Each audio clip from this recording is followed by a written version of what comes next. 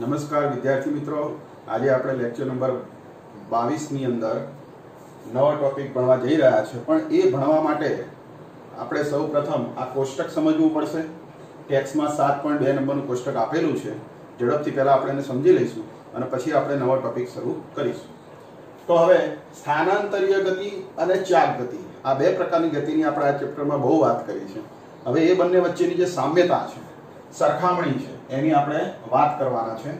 તો એમાં 9 જુદી જુદી ભૌતિક રાશિઓના એ નામ લખેલા છે રેખીય ગતિમાં, અને એને અનુરૂપ સ્થિર ગતિને અનુલક્ષીને જે ચાક ગતિ થાય છે એમાં 9 ભૌતિક રાશિઓના નામ લખેલા છે. તો રેખીય ગતિ અને ચાક ગતિ બંનેમાં જે ભૌતિક રાશિઓ છે એકબીજાને સમતુલ્ય છે. તો એ સમજવા સૌપ્રથમ આપણે સમજીશું કે રેખીય ગતિ એટલે કે લિનિયર મોશન અને સ્થિર અક્ષને અનુલક્ષીને ચાક ગતિ એટલે કે રોટેશનલ મોશન. એમાં પહેલી ભૌતિક રાશિ સ્થાનાંતર, જેને ઇંગ્લિશમાં ડિસ્પ્લેસમેન્ટ કહેવાય, એને સંકેતમાં x વડે દર્શાવાય. તો એને સમતુલ્ય ચાક ગતિમાં કોણીય સ્થાનાંતર, જેને ઇંગ્લિશમાં એન્ગ્યુલર ડિસ્પ્લેસમેન્ટ કહેવાય, અને થીટા સંજ્ઞા વડે એને દર્શાવાય. તો x ને સમતુલ્ય કઈ રાશિ ચાક ગતિમાં? થીટા. બીજી વેગ, ઇંગ્લિશમાં વેલોસિટી કહેવાય, સંજ્ઞા v, સૂત્ર એનું dx/dt, અને કોણીય વેગ એને સમતુલ્ય એન્ગ્યુલર વેલોસિટી ઇંગ્લિશમાં, અને ઓમેગા એની સંજ્ઞા, અને dθ/dt એનું સૂત્ર. પ્રવેગ ત્રીજા નંબરે ઇંગ્લિશમાં એક્સેલરેશન કહેવાય, a વડે દર્શાવાય, સ્મોલ a, સૂત્ર dv/dt. ચાક ગતિમાં એને કોણીય પ્રવેગ એવા નામથી ઓળખાય, એન્ગ્યુલર એક્સેલરેશન ઇંગ્લિશમાં, અને સંકેત આલ્ફા અને સૂત્ર d ઓમેગા/dt. એવી રીતે દ્રવ્યમાન m, માસ કહેવાય, જડત્વની ચાક માત્રા, ઇંગ્લિશમાં મોમેન્ટ ઓફ ઇનર્શિયા, અને સંકેત એનો i. એટલે m ને સમતુલ્ય કઈ ભૌતિક રાશિ? i, જડત્વની ચાક. ચલો બળ પાંચમા નંબરે ફોર્સ કહેવાય, ઇંગ્લિશમાં, સંકેતમાં f વડે દર્શાવાય, ma, જેને ન્યૂટનના બીજા નિયમ આવા નામથી પણ ઓળખવામાં આવે છે. તો એને સમતુલ્ય ટોર્ક ભૌતિક રાશિ ચાક ગતિમાં, તો એને કહેવાય બળની ચાક માત્રા પણ કહેવાય, અને ઇંગ્લિશમાં ટોર્ક, અને એની સંજ્ઞા ટાઉ અને સૂત્ર i આલ્ફા. કેવી રીતે i આલ્ફા? તો m છે ત્યાં i મૂકવાનો, અને a છે ત્યાં a ની સામે અહીંયા આલ્ફા છે, એટલે કે ટાઉ બરાબર i આલ્ફા. આવી રીતે ટોર્કનું સૂત્ર થાય. કાર્ય 6 નંબરે કાર્ય વર્ક w વડે દર્શાવાય, અને બળ ગુણ્યા સ્થાનાંતર એટલે f × ds સૂત્ર, અને ચાક ગતિમાં કાર્ય એને w વડે જ દર્શાવાય, અને એનું સૂત્ર ટાઉ d થીટા. તો આવી રીતે કાર્ય ટાઉ d થીટા. કેવી રીતે ટાઉ d થીટા? તો કે બળ એટલે અહીંયા શું થશે? ટોર્ક ટાઉ, અને s ds એટલે સ્થાનાંતર, તો અહીંયા d થીટા એટલે કોણીય સ્થાનાંતર. ચલો ગતિ ઊર્જા 7મા નંબરે કાઇનેટિક એનર્જી ઇંગ્લિશમાં કહેવાય, સૂત્ર k = ½mv². તો એને ગતિ ઊર્જા અને ચાક ગતિમાં કાઇનેટિક એનર્જી જ કહેવાય, પણ એને એન્ગ્યુલર કાઇનેટિક એનર્જી, અને k એની સંજ્ઞા, અને ½ i ઓમેગા². કેવી રીતે? m ના બદલે i અને v ને બદલે ઓમેગા. આ રિલેશન પરથી આ રિલેશન આપણે અહીંયા લખી શકીએ કે m ને બદલે i અને v ને બદલે ઓમેગા, એટલે ½ i ઓમેગા². પાવર 8મા નંબરે, અને p બરાબર f × v સૂત્ર, તો બળ ગુણ્યા વેગ. તો અહીંયા શું થશે?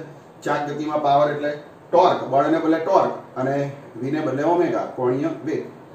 એવી રીતે રેખીય વેગમાન 9મા નંબરે લિનિયર મોમેન્ટમ ઇંગ્લિશમાં કહેવાય, p બરાબર mv એનું સંજ્ઞા અને સૂત્ર, અને કોણીય વેગમાન ચાક ગતિમાં એને કહેવાય એન્ગ્યુલર મોમેન્ટમ, અને એનું સૂત્ર l.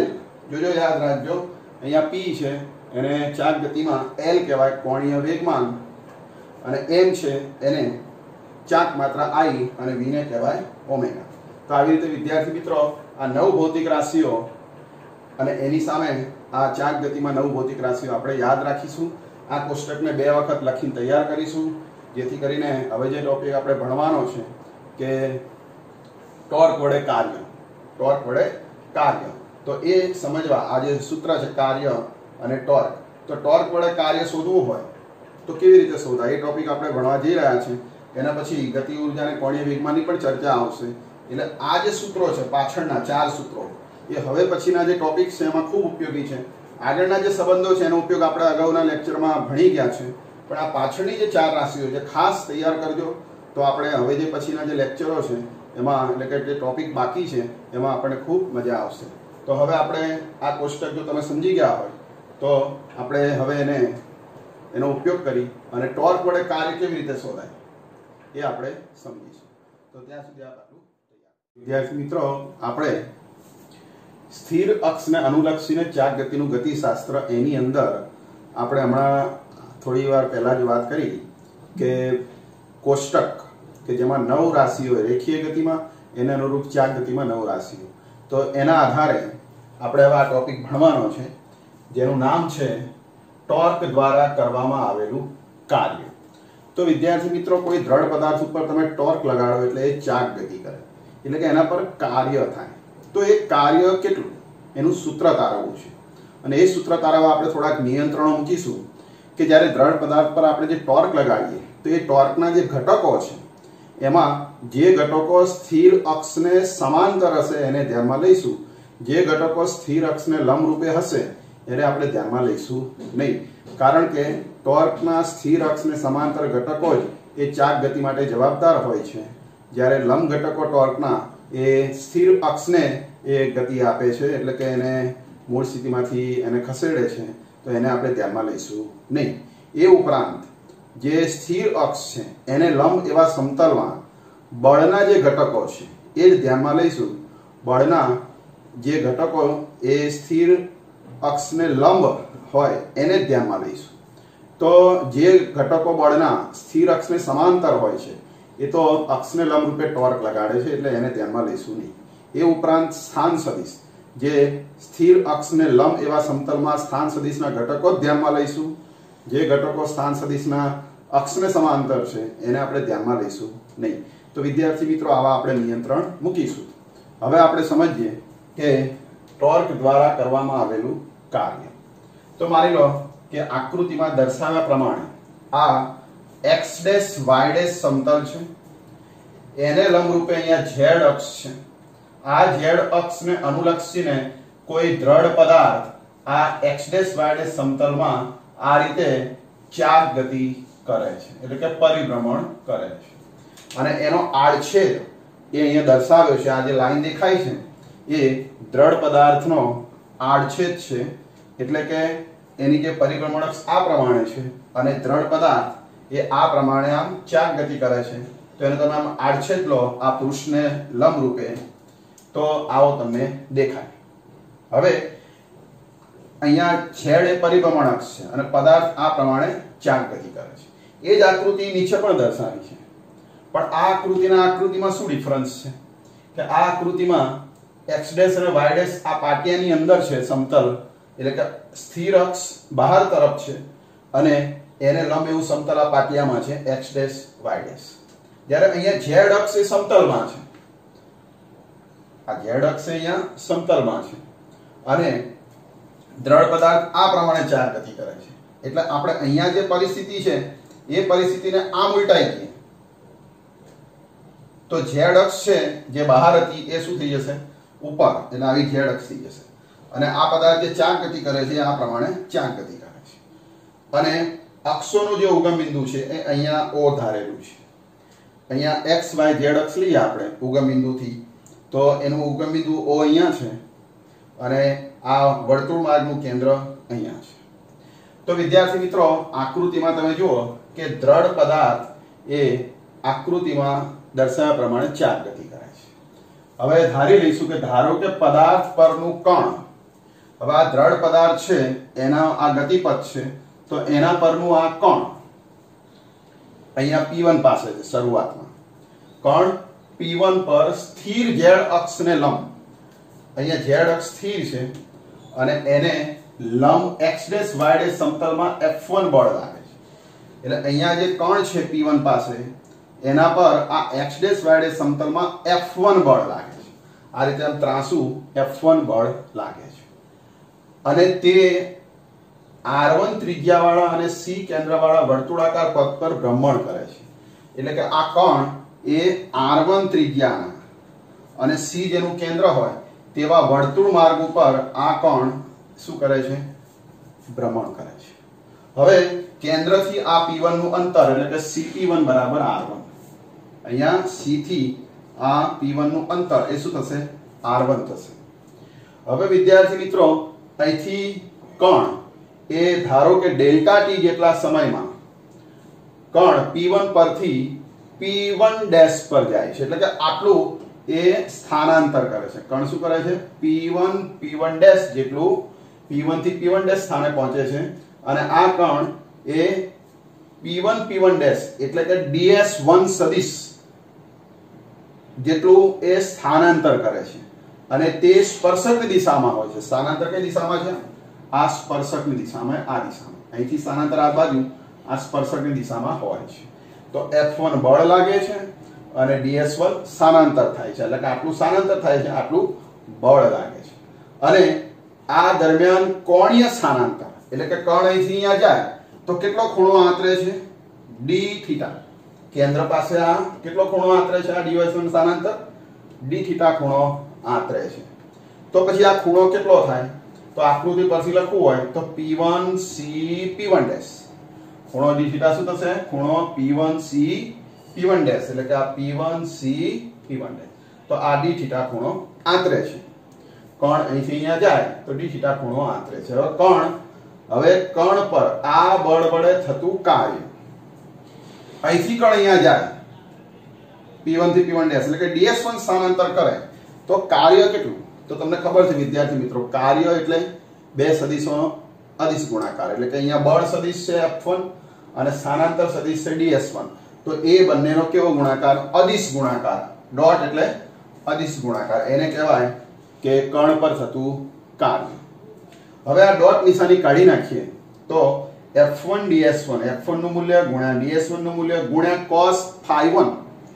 હવે phi1 કેમ લખ્યું વિદ્યાર્થી cos તો ડોટ કાઢવાથી cos આવે પણ phi1 એ તો F1 અને DS વચ્ચેનો ખૂણો છે। જો આ F1 બળ આમ x ડેશ y ડેશ સમતલમાં ઉપર તરફ છે, DS1 સ્પર્શકની દિશામાં છે, એટલે બળ અને આ સ્પર્શક વચ્ચેનો ખૂણો છે આ phi1। આ બળ અને સ્પર્શક એટલે કે સ્થાનાંતર વચ્ચેનો ખૂણો છે phi1। હવે વિદ્યાર્થી મિત્રો કે આ DS1 સ્થાનાંતર કેટલું તો તમને ખબર છે કે સ્થાનાંતર એટલે ચાપ ગુણ્યા ખૂણો। તમે એક સૂત્ર ભણી ગયા છો કે ખૂણો એટલે ચાપ ભાગ્યા ત્રિજ્યા। ખૂણો એટલે ચાપ ભાગ્યા ત્રિજ્યા। તો ચાપ બરાબર શું થાય DS1 ચાપ છે, આ સ્થાનાંતર એ ચાપ જેટલું છે, તો ચાપ બરાબર શું થાય કે ત્રિજ્યા ગુણ્યા ખૂણો। ત્રિજ્યા R1 અહીંથી આ R1 અને ખૂણો કેટલો આંતરે છે d થીટા। તો આ લંબાઈ કેટલી થશે ત્રિજ્યા ગુણ્યા ખૂણા જેટલી, ત્રિજ્યા ગુણ્યા ખૂણા જેટલી। હવે આ phi1 ખૂણો કેટલો થશે તો વિદ્યાર્થી મિત્રો આ ખૂણાનું માપ એ જો આ ત્રિજ્યા સદિશને લંબાવવામાં આવે તો આ ત્રિજ્યા સદિશ આ બળ સાથે α1 ખૂણો બનાવે છે। આવું આપણે ધારી લઈશું કે આ શું કરે છે α1 ખૂણો આંતરે છે। હવે આ ત્રિજ્યા અને આ સ્પર્શક એ હંમેશા કેવા હોય એકબીજાને લંબ રૂપે, એટલે કે phi1 વત્તા α1 શું થાય આ બેનો સરવાળો 90। હવે આ બેનો સરવાળો 90 હોય તો phi1 શું થાય કે 90 માઈનસ α1, 90 માંથી α1 બાદ કરો એટલે આ ખૂણો મળે। તો phi1 કાઢી અને હું જો 90 માઈનસ α1 લખું આ સૂત્રની અંદર તો અહીંયા phi1 ને બદલે આ 90 માઈનસ આલ્ફા અહીં મૂકવામાં આવે અને DS1 ના બદલે R1 d થીટા અહીં મૂકવામાં આવે તો આ બંને કિંમતો અહીંયા મૂકતા આપણને સૂત્ર મળે dW1 બરાબર F1 R1 d theta into cos 90 minus alpha. હવે વિદ્યાર્થી મિત્રો cos 90 માઈનસ આલ્ફા એટલે ત્રિકોણમિતીય વિધેય છે, cos 90 માઈનસ થીટા આવે તો શું થાય sin થીટા। એવી રીતે અહીંયા sin આલ્ફા 90 આવે એટલે વિધેય બદલાઈ જાય, cos હોય તો sin। તો સૂત્ર થયું આપણું કાર્યનું કે F1 ગુણ્યા R1 d theta into sin alpha 1। આને સમીકરણ નંબર 1 આપીશું। તો આ સૂત્ર વિદ્યાર્થી મિત્રો કાર્ય દર્શાવે છે કે કણ P1 પરથી P1 ડેશ પર જાય તો એ દરમિયાન થતું કાર્ય dW1 આટલું થશે, સમીકરણ 1 જેટલું। હવે વિદ્યાર્થી મિત્રો આપણને આપ્યું છે કે આપણે કાર્ય શોધવું છે તો આ કાર્યનું સૂત્ર છે પણ એ મારે ટોર્કના સ્વરૂપમાં શોધવું છે, ટોર્ક વડે કાર્ય શોધવું છે। આ બળ વડે કાર્ય થયું, હવે એને ટોર્કના સ્વરૂપમાં જો લખવું હોય તો હવે આપણે આગળ વધીએ। ઉગમ બિંદુની સાપેક્ષમાં F1 બળના કારણે ટોર્ક। વિદ્યાર્થી મિત્રો આ જ આકૃતિ અહીંયા દોરી છે, આ P1 કણ અહીંયા છે અને C થી એનું અંતર R1 છે અને હવે ઉગમ બિંદુ અહીંયા નથી, નીચે છે, એટલે કે ઉગમ બિંદુ આ વર્તુળ માર્ગના કેન્દ્રથી નીચે છે. તો ઉગમ બિંદુની સાપેક્ષમાં P1 નો સ્થાન સદિશ R છે. જો અહીંયા આપણે લખેલો છે કે P1 નો ઉગમ બિંદુની સાપેક્ષે સ્થાન સદિશ R છે. તો વિદ્યાર્થી મિત્રો અહીંયા કણ જે હશે એના પર કેટલું ટોર્ક લાગે, તો યાદ કરો ટોર્કની વ્યાખ્યા કે કોઈ કણ પર લાગતું ટોર્ક એટલે ઉગમ બિંદુની સાપેક્ષમાં કણનો સ્થાન સદિશ અને એના પર જે બળ લાગે છે આ F1, અહીંયા F1 બળ લાગે છે. તો એ બળ અને આ સ્થાન સદિશનો કેવો ગુણાકાર? ક્રોસ ગુણાકાર. અહીંયા જે બળ હોય તો એ બળ અને R એ બંને વચ્ચેનો આપણને શું થશે? ગુણાકાર. તો એ જે ગુણાકાર છે વિદ્યાર્થી મિત્રો, આ બળ થોડું ત્રાંસું છે આમ એવું આપણે, તો કે આ રીતે આ બળ અને સ્થાન સદિશ આ બંનેનો સદિશ ગુણાકાર. એટલે ટોર્કનું સૂત્ર લખીશું કે પ્રથમ કણ પર ટોર્ક τ1 સદિશ બરાબર O થી P1 નું અંતર, R એટલે O થી P1 નું અંતર એટલે OP1 સદિશ. જો અહીંયા લખ્યું OP1 સદિશ અને ક્રોસ બળ F1, બળ F1. તો આને કહેવાય કે P1 પાસે કણ પર લાગતું ટોર્ક. હવે OP1 એટલે શું?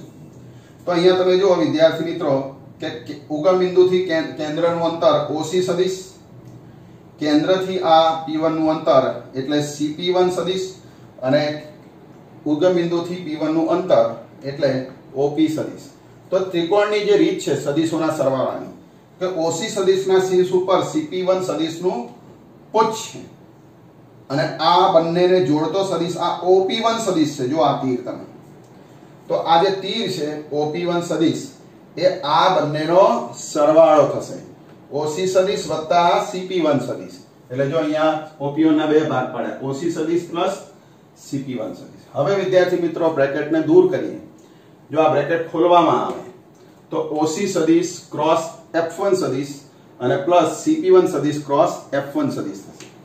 હવે OC સદિશ એ અક્ષની દિશામાં છે, OC એ અક્ષની દિશામાં છે. એટલે આના કારણે જે ટોર્ક લાગશે આ કણ ઉપર એને આપણે ધ્યાનમાં લઈશું નહીં. આપણે હમણાં જ વાત કરી હતી કે જે ટોર્ક છે કે આને જે સ્થાન સદિશ છે જે પરિભ્રમણ અક્ષને સમાંતર હોય એને ધ્યાનમાં લઈશું નહીં. જે લંબ રૂપે હોય સ્થાન સદિશ પરિભ્રમણ અક્ષને એને જ આપણે ધ્યાનમાં લઈશું. એટલે કે અહીંયા OC એ પરિભ્રમણ અક્ષને સમાંતર હોવાથી આ પદ એને કેન્સલ કરીશું, એટલે એને ધ્યાનમાં લઈશું નહીં. એટલે OC સદિશ વાળું પદ આપણે અહીંયા કેન્સલ કરીએ છીએ. એટલે સદિશ τ1 બરાબર બીજું પદ CP1 ક્રોસ F1 સદિશ. કેમ? કારણ કે આ CP1 છે એ આ અક્ષને લંબ રૂપે છે અને એ ટોર્ક માટે જવાબદાર હોય છે, માટે આપણે એને ધ્યાનમાં લઈશું. એટલે આ સૂત્ર થશે સદિશ τ1 બરાબર CP1 સદિશ ક્રોસ F1 સદિશ. હવે આનું માનાંક શોધવામાં આવે, મૂલ્ય શોધવામાં આવે. આ ટોર્કનું મૂલ્ય કેટલું, કે આ કણ ઉપર કેટલું ટોર્ક લાગે, અહીંયા કણ ઉપર ટોર્ક કેટલું લાગે, તો કે R1 F1 sin α1. કેમ કે CP1 એટલે R1, જો આકૃતિમાં CP1 એટલે આ R1 છે અને ઇન્ટુ F1 તો એમને એમ જ છે અને sin. હવે આ ત્રિજ્યા અને બળ વચ્ચેનો ખૂણો, આ ત્રિજ્યા આ બાજુ છે અને બળ ઉપર તરફ છે, બંને વચ્ચેનો ખૂણો α1 ધારેલો છે. એટલે અહીં શું લખીશું? sin. આ બે વચ્ચેનો ખૂણો α1. ક્રોસ કાઢો એટલે શું આવે? sin. જેમ અહીંયા ડોટ કાઢતા મૂલ્યમાં cos આવે એવી રીતે આનું માન લેતા ક્રોસ નીકળી જાય એટલે શું આવે? sin આવે. તો આવી રીતે વિદ્યાર્થી મિત્રો ટોર્ક થયું R1 F1 sin α1. આને કહેવાય કે આ P1 કણ ઉપર F1 બળના કારણે ટોર્ક. હવે વિદ્યાર્થી મિત્રો સમીકરણ 2 એ ટોર્કનું સૂત્ર થયું R1 F1 sin α1. આ કાર્યનું સૂત્ર થયું. તો કાર્યના સૂત્રમાં પણ આ ટોર્કનું સૂત્ર સમાયેલું છે. જુઓ R1 F1 sin α1, R1 F1 sin α1. તો આટલો ભાગ એ ટોર્ક થઈ ગયો. એટલે કે આ d થીટા સિવાયના બધા પદો ટોર્ક છે. એટલે અહીંયા હું આ સમીકરણ 2 ની કિંમત 1 માં લખું તો d થીટા સિવાય જે ભાગ વધ્યો એ ટોર્ક થઈ જશે τ1. એટલે આપણું સૂત્ર થયું કે કાર્ય τ1 d થીટા. તો આવી રીતે વિદ્યાર્થી મિત્રો કે કણ P1 પરથી P1 ડેશ પર જાય તો કાર્ય ટોર્ક વડે થતું કાર્ય, શેના વડે થતું? ટોર્ક વડે થતું કાર્ય τ1 d થીટા થાય. τ1 એટલે કણ અહીંયા P1 પાસેના કણ પર લાગતું ટોર્ક ગુણ્યા સ્થાનાંતર કોણીય સ્થાનાંતર એ બેના ગુણાકાર જેટલું આ કાર્ય થશે. હવે વિદ્યાર્થી મિત્રો આ જે કાર્ય છે એ તો આપણે એક જ કણ ઉપર લાગતા ટોર્કના કારણે કાર્ય થયું. આ દ્રઢ પદાર્થ આમ ગતિ કરતો હોય તો અહીંયા દ્રઢ પદાર્થ છે, આ દ્રઢ પદાર્થ અહીંયા જે દ્રઢ પદાર્થ હશે એ તો ઘણા બધા કણોનો બનેલો હોય. તો જુદા જુદા કણો ઉપર બળ અલગ અલગ દિશામાં હોય એટલે કે અલગ અલગ દિશામાં ટોર્ક હોય. એટલે કે ટોર્ક આપણે ધારી લઈએ કે τ1 τ2 τ3 અને બધા ટોર્ક આપણે કેવા લઈશું? પરિભ્રમણ અક્ષને સમાંતર ટોર્કના ઘટક. તો આવી રીતે જુદા જુદા કણ ઉપર આવા જુદા જુદા ટોર્ક લાગતા હોય કે τ1 τ2 તો પછી કુલ કાર્ય શું થાય દ્રઢ પદાર્થ પર થતું? તો કુલ કાર્ય એટલે બ્રેકેટમાં પહેલા કણ પર ટોર્ક વત્તા બીજા કણ પર ટોર્ક બધા ટોર્કનો સરવાળો ગુણ્યા d થીટા સ્થાનાંતર. વિદ્યાર્થી મિત્રો દરેક કણનું કોણીય સ્થાનાંતર તો સરખું જ રહે એટલે d થીટા અચળ, d થીટા બદલાશે નહીં. ખાલી ટોર્કના મૂલ્ય અલગ અલગ હોવાથી એનો સરવાળો કરવાનો અને ગુણ્યા d થીટા એને શું કહેવાય? કુલ કાર્ય. હવે વિદ્યાર્થી મિત્રો આ કુલ ટોર્કને ટાઉ વડે દર્શાવે તો કાર્યનું સૂત્ર થયું dw બરાબર ટાઉ d થીટા. તો વિદ્યાર્થી મિત્રો આ સૂત્રને કહેવાય કે કુલ કાર્ય, ટોર્ક વડે થતું કુલ કાર્ય. તો વિદ્યાર્થી મિત્રો પરીક્ષામાં 2 માર્ક્સમાં અથવા 3 માર્ક્સમાં પૂછાય કે ટોર્ક દ્વારા કરવામાં આવેલા કાર્યનું સૂત્ર તારવો કોઈ દ્રઢ પદાર્થ ઉપર, તો આ સૂત્ર તમારે મેળવવાનું. તો આ સૂત્ર એ શું દર્શાવે છે કે ટોર્ક વડે પદાર્થ પર થતું કુલ કાર્ય, જ્યારે પદાર્થ d થીટા જેટલું કોણીય સ્થાનાંતર અનુભવે ત્યારે પદાર્થ પર ટોર્ક વડે થતું કાર્ય શોધવાનું આ સૂત્ર છે. તો આ સૂત્ર આપણે વિદ્યાર્થી મિત્રો તૈયાર કરીશું. હવે આ સૂત્ર એ રેખીય ગતિની અંદર જે કાર્યનું સૂત્ર આવે છે બળ ગુણ્યા રેખીય સ્થાનાંતર એના જેવું છે. જો dw બરાબર fds જે ચેપ્ટર 6 માં ભણી ગયા કે કાર્ય એટલે રેખીય બળ ગુણ્યા રેખીય સ્થાનાંતર fds. તો આના જેવું જ છે. જો અહીંયા ટોર્કના બદલે બળ અને અહીંયા રેખીય સ્થાનાંતર કોણીય સ્થાનાંતરના બદલે, એટલે ટૂંકમાં આ બંને સૂત્ર કેવા છે? એકબીજાને સમતુલ્ય છે, આ બંને વચ્ચે સામ્યતા છે. તો વિદ્યાર્થી મિત્રો તમને ખ્યાલ આવી ગયો હશે કે કેવી રીતે ટોર્ક વડે કાર્ય શોધાય. હવે વિદ્યાર્થી મિત્રો જોડે જોડે આપણે આ ટોર્ક વડે કાર્ય ભણ્યા, હવે આપણે પાવરનું સૂત્ર પણ જોડે જોડે ભણી લઈએ. તો પાવર એટલે શું અને પાવરનું સૂત્ર તમને વિદ્યાર્થી મિત્રો ખબર છે કે કાર્ય કરવાના સમય દરને પાવર કહેવામાં આવે છે. તો આ જે કાર્ય છે dw એને જો dt જેટલા સમય વડે ભાગવામાં આવે એટલે કે સમીકરણ 3 ને બંને બાજુ સમયગાળો જે આપણે dt ધાર્યો હતો એ dt વડે ભાગતા આપણે dw ભાગ્યા dt, તો આને શું કહેવાય? કાર્ય કરવાનો સમય દર. કાર્ય કરવાના સમય દરને પાવર કહેવામાં આવે છે. એટલે કે આ p નો મતલબ થાય તાત્ક્ષણિક પાવર. તો આને તાત્ક્ષણિક પાવર એવું નામથી આપણે ઓળખીશું, કારણ કે આ dt એ બહુ નાનું હોય છે એટલે આ ગુણોત્તરને તાત્ક્ષણિક પાવર કહેવાય. હવે dw ની કિંમત શું છે? ટાઉ d થીટા, એટલે ટોર્ક ટાઉ * d થીટા અને ભાગ્યા dt. હવે વિદ્યાર્થી મિત્રો આટલો ભાગ d થીટા બાય dt એને કહેવાય કે પેલા કોષ્ટકમાં આપણે ભણી ગયા 7.2 માં ઓમેગા કોણીય ઝડપ, કોણીય વેગમાં ફેરફાર, કોણીય સ્થાનાંતરમાં ફેરફારનો દર એટલે કોણીય વેગ અથવા ઝડપ, તો ટાઉ * ઓમેગા. તો આવી રીતે વિદ્યાર્થી મિત્રો કે તાત્ક્ષણિક પાવર એટલે કે કાર્ય કરવાનો સમય દર એ ટોર્ક ગુણ્યા કોણીય વેગ જેટલો હોય છે. તો વિદ્યાર્થી મિત્રો આને આપણે સમીકરણ નંબર 4 આપીશું. હવે આ ચાક ગતિમાં પાવરનું સૂત્ર થયું. તો રેખીય ગતિમાં પાવરનું સૂત્ર શું? એ પણ તમે અગાઉના ચેપ્ટરમાં ભણી ગયા કે રેખીય ગતિમાં પાવરનું સૂત્ર P બરાબર તમને ખબર છે કે બળ ગુણ્યા વેગ. તો આ સમીકરણ આને મળતું આવે છે. જો કે અહીંયા ટોર્ક છે તો અહીંયા બળ છે, અહીંયા કોણીય વેગ છે તો અહીંયા રેખીય વેગ છે. એટલે ચાક ગતિમાં પાવરનું સૂત્ર રેખીય ગતિના પાવરના સૂત્ર જોડે સમતુલ્ય છે. અને સમતુલ્ય છે. તો આ રીતે વિદ્યાર્થી મિત્રો પાવરનું સૂત્ર આપણે તારવી શકીએ છીએ. હવે વિદ્યાર્થી મિત્રો પાવર એટલે કાર્ય કરવાનો સમય દર. તો કાર્ય કરવાનો સમય દર, તો આ જે કાર્ય છે, કાર્ય કરવાનો દર, એ શું કરશે તો કે પદાર્થની અંદર કોઈ આંતરિક ગતિ હોતી નથી, દ્રઢ પદાર્થમાં આંતરિક ગતિ હોતી નથી. એટલે આ કાર્ય કરવાનો જે દર છે પાવર, એ શું કરશે તો કે એ પદાર્થની ગતિ ઉર્જામાં વધારો કરશે. આમ પદાર્થ હોય અને એને તમે પાવર આપો એટલે કે એના પર કાર્ય કરો બીજા અર્થમાં ચોક્કસ સમયમાં આ રીતે, તો એ પદાર્થ એ ગતિ ઉર્જામાં એ કાર્ય રૂપાંતરિત થશે. એટલે કે પાવર ને લીધે એના ગતિ ઉર્જામાં ફેરફાર થશે, એના ગતિ ઉર્જામાં એ રૂપાંતરિત થશે. તો હવે એ જે ગતિ ઉર્જાનો જે દર છે, ગતિ ઉર્જામાં ફેરફારનો દર, વૃદ્ધિ, ગતિ ઉર્જામાં કેટલી વૃદ્ધિ થશે એ આપણે શોધવી હોય તો હવે તમે ભણી ગયા છો કે ગતિ ઉર્જા એટલે ચાક ગતિમાં ગતિ ઉર્જા કે બરાબર હાફ. હવે રેખીય ગતિમાં ગતિ ઉર્જા હાફ mv સ્ક્વેર હોય, તો ચાક ગતિમાં હાફ m ના બદલે i, દળના બદલે જડત્વની ચાક માત્રા, અને ઇન્ટુ v સ્ક્વેર એના બદલે ઓમેગા એટલે ઓમેગા સ્ક્વેર. તો ચાક ગતિમાં આ ગતિ ઉર્જાનું સૂત્ર છે. હવે વિદ્યાર્થી મિત્રો આ જે સૂત્ર આપણે ભણ્યા કે પાવર એ કાર્ય કરવાનો દર છે, તો એવી રીતે આ ગતિ ઉર્જામાં વૃદ્ધિનો દર શોધવો હોય કે ગતિ ઉર્જામાં કેટલો વધારો થાય આ પાવરના કારણે, તો ગતિ ઉર્જામાં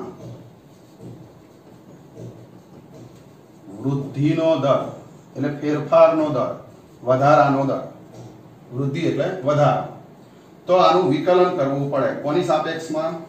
સમયની સાપેક્ષમાં.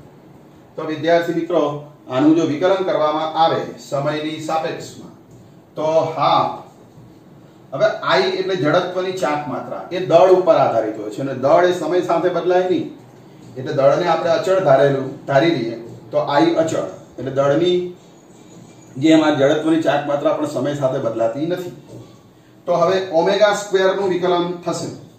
હવે વિદ્યાર્થી મિત્રો ઓમેગા સ્ક્વેર નું વિકલન સમયની સાપેક્ષમાં, તો ઘાત આગળ આવે વિકલનમાં એટલે 2 ઓમેગા, અને ઓમેગા નું સમયની સાપેક્ષે એક વખત વિકલન ગુણાકારમાં લખવું પડે. આને ચેન રૂલ કહેવાય, સાંકળનો નિયમ, કે ઓમેગા સ્ક્વેર નું વિકલન 2 ઓમેગા અને સમયની સાપેક્ષે હોવાથી ગુણાકારમાં d ઓમેગા બાય dt.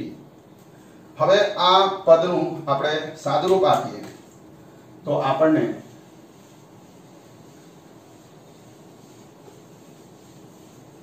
સૂત્ર મળશે કે વૃદ્ધિના દરનું સૂત્ર કે ગતિ ઉર્જામાં ફેરફારનો દર એટલે અહીંયા બે કેન્સલ થાય એટલે i ઓમેગા અને d ઓમેગા બાય dt. એટલે તમે વિદ્યાર્થી મિત્રો તમે જાણો છો કે d ઓમેગા બાય dt બરાબર કોણીય વેગના ફેરફારનો સમય દર આલ્ફા, એને કહેવાય કોણીય પ્રવેગ. તો અહીંયા d ઓમેગા બાય dt ને બદલે જો આલ્ફા લખવામાં આવે તો સૂત્ર થાય ગતિ ઉર્જામાં ફેરફારનો દર i ઓમેગા આલ્ફા, કારણ કે d ઓમેગા dt બરાબર આલ્ફા છે. તો આને સમીકરણ નંબર આપીશું આપણે નંબર 5. હવે વિદ્યાર્થી મિત્રો કે આ ગતિ ઉર્જાના ફેરફારનો દર એ આ કાર્યમાં ફેરફારનો એટલે ટૂંકમાં કાર્ય કરવાના સમય દર જેટલું હશે. કેમ કે અહીંયા કોઈ ઉર્જાનો વ્યય થતો નથી, એટલે જેટલું કાર્ય કરવાનો દર હશે જેને કાર્ય ત્વરાબી કહેવાય, કાર્ય કરવાનો જે દર હશે એ બધું જ કાર્ય એટલે કે ઉર્જા એ ગતિ ઉર્જાનો ફેરફાર કરવામાં વપરાશે. એટલે આ બંને સરખા હશે, અહીંયા કોઈ ઉર્જાનો વ્યય થતો નથી, માટે આપણે કહી શકાય કે કાર્ય કરવાનો દર ઉર્જાનો વ્યય થતો ન હોવાથી આપણે એવું કહી શકીએ કે કાર્ય કરવાનો દર ઇઝ ઇક્વલ ટુ ગતિ ઉર્જાના ફેરફારનો દર.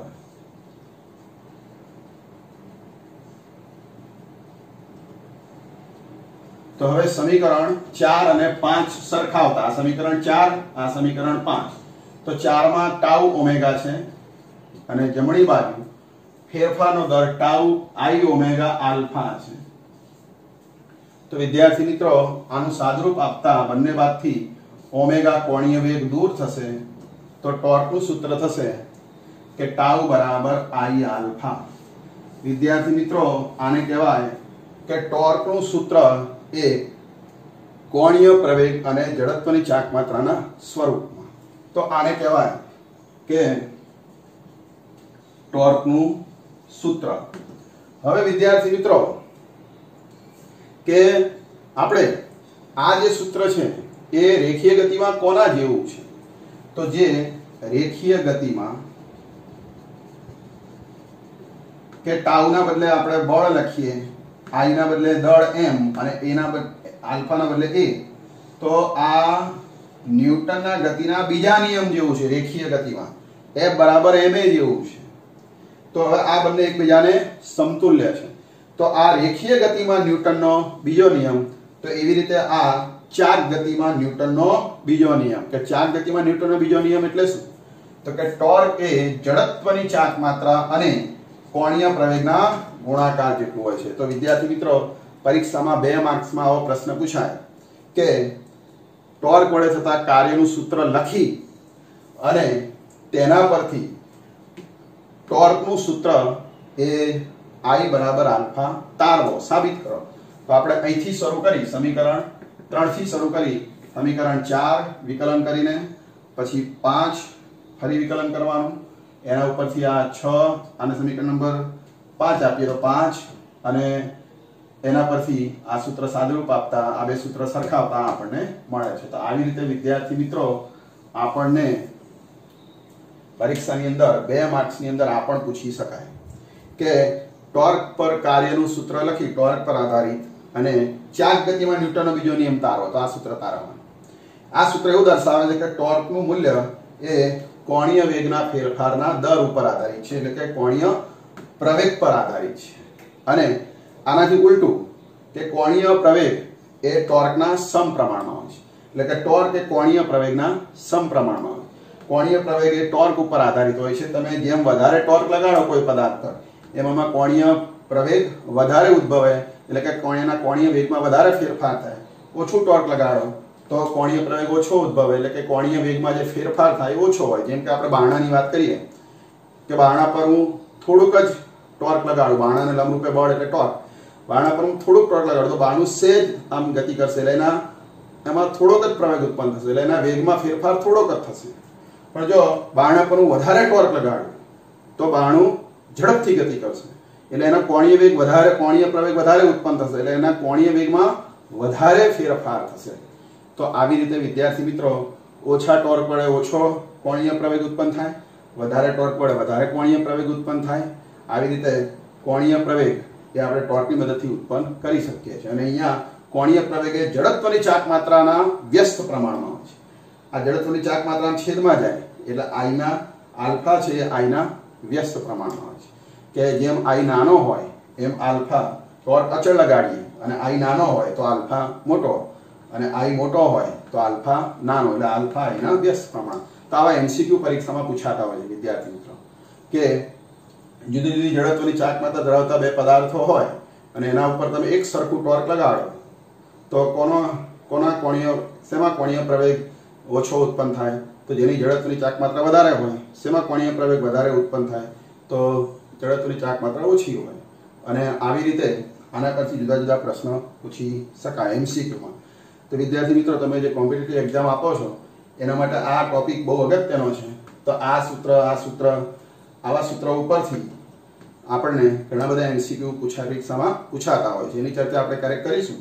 તો અત્યારે આપણે આ સૂત્ર તૈયાર કરીશું. તો અત્યારે આપણે 2 માર્ક્સના 2 પ્રશ્ન ભણ્યા. એક ટોર્ક વડે કાર્ય શોધો, બીજું કે ટોર્ક વડે કાર્યના સૂત્ર પરથી ટોર્કનું સૂત્ર તારવો, ટાઉ બરાબર આઈ આલ્ફા. તો વિદ્યાર્થી મિત્રો તમે સમજી ગયા હશો આ ટોપિક. તો હવે આપણે ન્યુમેરિકલ્સ ઉદાહરણનો એક્ઝામ્પલ છે યાદ ગણવા જઈ રહ્યા છે. તો ત્યાં સુધી આપ આટલું તૈયાર કરો જેથી આ સૂત્રો તમે સારી રીતે તૈયાર કરી શકો. તો એ ન્યુમેરિકલ્સ ગણવો જરૂરી છે, આ સૂત્ર ઉપર આધારિત છે. તો આપણે चलो विद्यार्थी मित्रों, હવે આપણે ઉદાહરણ નંબર 7.15 ગણીશું। તો આગળ જે થિયરી ભણ્યા એના પર આધારિત છે। એની રકમ છે અવગણ્ય દ્રવ્યમાનની એક દોરી। આ અવગણ્ય દ્રવ્યમાનની દોરી 20 કિલોગ્રામ દળ અને 20 સેમી ત્રિજ્યાના ફ્લાયવ્હીલની કોર। આ ફ્લાયવ્હીલ છે અને એનું દળ 20 કિલોગ્રામ છે અને ત્રિજ્યા r એ 20 સેમી છે। આકૃતિમાં દર્શાવ્યા મુજબ દોરી પર 25 ન્યૂટન જેટલું અચળ ખેંચાણ બળ લગાવેલું છે। આ દોરી પર આ ખેંચાણ બળ લગાડવામાં આવે છે 25 ન્યૂટન અને ફ્લાયવ્હીલ ઘર્ષણ રહિત બેરિંગ સાથે એક સમક્ષિતિજ અક્ષ સાથે જડેલ છે। એટલે આ ફ્લાયવ્હીલને અહીંયા એક આમ ઘર્ષણ રહિત સમક્ષિતિજ અક્ષ છે એની સાથે એને જડેલી છે અને ફ્લાયવ્હીલને દોરી સાથે ખેંચતા આમ ફરે છે, ચાક ગતિ કરે છે। તો આ વ્હીલનો કોણીય પ્રવેગ કેટલો? એટલે આલ્ફા।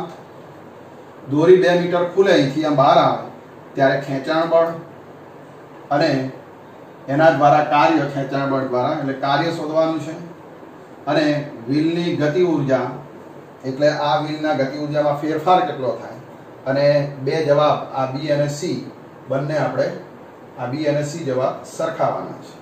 તો વિદ્યાર્થી મિત્રો, આપણે 3 વસ્તુ શોધવાની છે। પહેલા કોણીય પ્રવેગ, પછી કાર્ય અને ગતિ ઉર્જા। ચલો પહેલા આપણે શોધીએ કે કોણીય પ્રવેગ કેટલો।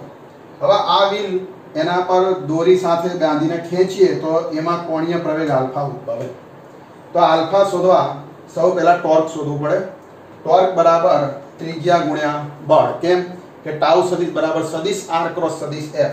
એટલે કે અહીંયા જે કણ હશે એના પર જે ટોર્ક લાગે એટલે કે આખી વ્હીલ પર જે ટોર્ક લાગે એ ત્રિજ્યા ગુણ્યા બળ સદિશ જેટલું, આ બેના સદિશ ગુણાકાર।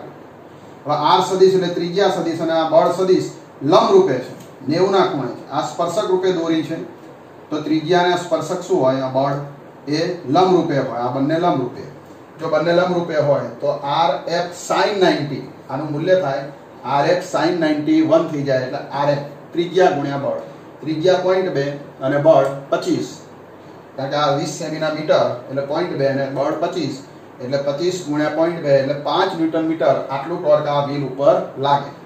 હવે જડત્વની ચાક માત્રા। તો આ જે વ્હીલ છે વ્હીલની જડત્વની ચાક માત્રા વ્હીલને ડિસ્ક કહેવાય અને ડિસ્કના સમતલે લંબ જો અક્ષ જતી હોય ને આ ચાક ગતિ કરે તો આની ચાક માત્રા અગાઉ સૂત્ર બની ગયા mr²/2। કોષ્ટકમાંથી આ સૂત્ર લેવાનું અને એમાં i શોધવા, દળ 20 મૂકો અને 0.2 ત્રિજ્યાનો વર્ગ ભાગ્યા 2 સાદુરૂપ આપતા 0.4 જવાબ મળે। તો જડત્વની ચાક માત્રા 0.4। હવે ચાક ટોર્ક એટલે i આલ્ફા, ન્યૂટનનો બીજો નિયમ ચાક ગતિમાં કે m બરાબર ma તો m ટાઉ બરાબર i આલ્ફા। તો એમાં i અને ટાઉ પરથી આપણને આલ્ફા મળી જાય એટલે આલ્ફાને કરતા બનાવો કોણીય પ્રવેગ। આલ્ફા એટલે કોણીય પ્રવેગ જે શોધવાનો છે। તો ટોર્ક ભાગ્યા જડત્વની ચાક માત્રા 5/0.4। ટોર્ક અહીંયા 5 શોધી નાખ્યું, જડત્વની ચાક માત્રા અહીં શોધી 0.4, ભાગાકાર કરી નાખો 5/0.4 50/4 શું થાય? 12.5 રેડિયન પર સેકન્ડ સ્ક્વેર। તો આલ્ફા કોણીય પ્રવેગ 12.5। હવે દોરી 2 મીટર ઉકેલાતા બળ વડે કાર્ય। આ દોરી વ્હીલ ફરે એટલે દોરી ઉકેલાય તો 2 મીટર દોરી બહાર આવે છે એટલે લંબાઈ 2 કહેવાય અને બળ 25 ન્યૂટન એટલે 25 ગુણ્યા 2 તો જવાબ 50 જૂલ કાર્ય થાય। આ દોરી 2 મીટર ઉકેલાય તો આ વ્હીલ ઉપર આટલું કાર્ય થાય। W બરાબર 50 જૂલ એટલે દોરી પર કાર્ય ગણો કે વ્હીલ। હવે ગતિ ઉર્જાનો વધારો। તો ગતિ ઉર્જાનો જે વધારો છે એ કેટલો?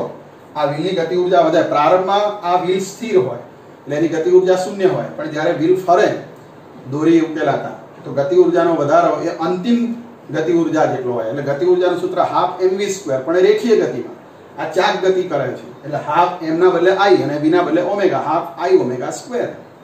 હવે એમાં ઓમેગા² શોધવા અચળ પ્રવેગી ગતિ કરતો હોવાથી વ્હીલ આ સૂત્ર વાપરીશું અચળ પ્રવેગીનું। ઓમેગા² બરાબર ω02 2 આલ્ફા થીટા। એમાં ω0 પ્રારંભમાં સ્થિર છે વ્હીલ એટલે 0 લઈશું। થીટા તો ખૂણો એટલે ચાપ ભાગ્યા ત્રિજ્યા, દોરીની લંબાઈ ચાપ એટલે અને ત્રિજ્યા વ્હીલની લેવાની।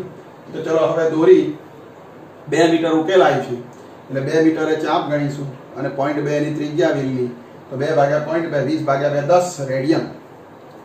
હવે ω² આ સૂત્રમાં કિંમત મૂકો, આ 0 અને અહીંયા થીટા શોધ્યો 10 તો 2 ગુણ્યા પ્રવેગ કેટલો હતો? પ્રવેગ 12.5 તો 2 ગુણ્યા 12.5 ગુણ્યા θ 10 10 દુ 20 ગુણ્યા 12.5 એટલે 250 રેડિયન પર સેકન્ડ સ્ક્વેર. તો આ ઓમેગા સ્ક્વેર. હવે ગતિ ઊર્જાનો વધારો એટલે આપણે આ સૂત્ર લખ્યું છે હાફ I ઓમેગા સ્ક્વેર. તો જડત્વની ચાક માત્ર I કેટલી 0.4 જો અહીં શોધી નાખી અને આ ઓમેગા સ્ક્વેર કેટલો આ ઉપર શોધે 250. તો 1/2 0.4 250. તો આનું સાદુરૂપ 50 જૂલ થાય. કેલ્ક્યુલેટરથી તમે કરી શકશો. તો જવાબ 50 જૂલ. હવે જવાબ બી અને જવાબ સી સરખાવો. તો જવાબ બી માં કાર્ય 50 જૂલ, જવાબ સી માં ગતિ ઊર્જાનો વધારો 50 જૂલ. તો બંને સરખા કે જેટલું કાર્ય થાય એટલો ગતિ ઊર્જાનો વધારો થાય છે. આનો મતલબ ગતિ ઊર્જા એ કાર્ય એ ગતિ ઊર્જાના વધારા જેટલું. એટલે આ બંને જવાબ 50 50 કેવા થાય સરખા. અહીં ઊર્જાનો વ્યય થતો નથી. તો આ રીતે બંને જવાબો સરખા થશે. તો વિદ્યાર્થી મિત્રો આપણે લેક્ચર નંબર 22 માં આજે ટોર્ક વડે કાર્ય ભણ્યા, થિયરી, એના પરથી ન્યૂટનનો બીજો નિયમ ચાક ગતિમાં, ટાઉ બરાબર I આલ્ફા અને ઉદાહરણ નંબર 7.15 આવી રીતે 3 અગત્યના મુદ્દા, એક દાખલો અને 2 નાના મુદ્દાઓ એમ અગત્યનો ટોપિક આપણે ભણ્યા છે. તો આ 2 વખત લખી અને તૈયાર કરશો તો પરીક્ષાની અંદર તમારે આમાંથી MCQ ખાસ તો આમાંથી બનાવીને પૂછવામાં આવે છે. JEE નીટની એક્ઝામમાં પણ આ ટોપિકમાંથી MCQ બનાવીને પૂછવામાં આવે છે અને બોર્ડની એક્ઝામ, ગુજરાત બોર્ડની એક્ઝામમાં પણ આવા દાખલાઓ અને MCQ આમાંથી બનાવીને પૂછવામાં આવે છે.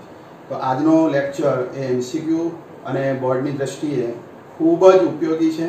તો આ લેક્ચર મિસ ના કરતા એને સારી રીતે વાંચજો, સમજજો, તૈયાર કરજો અને ટેક્સ્ટબુકમાંથી જોઈ અને આ ટોપિક તૈયાર કરશો તો તમને ખૂબ મજા આવશે. તો આજના લેક્ચરમાં આટલું રહેવા દઈએ છીએ. તો નવા ટોપિક સાથે નવા લેક્ચરમાં આપણે મળીશું. તો ત્યાં સુધી આપ આટલું સરસ મજાનું તૈયાર કરજો.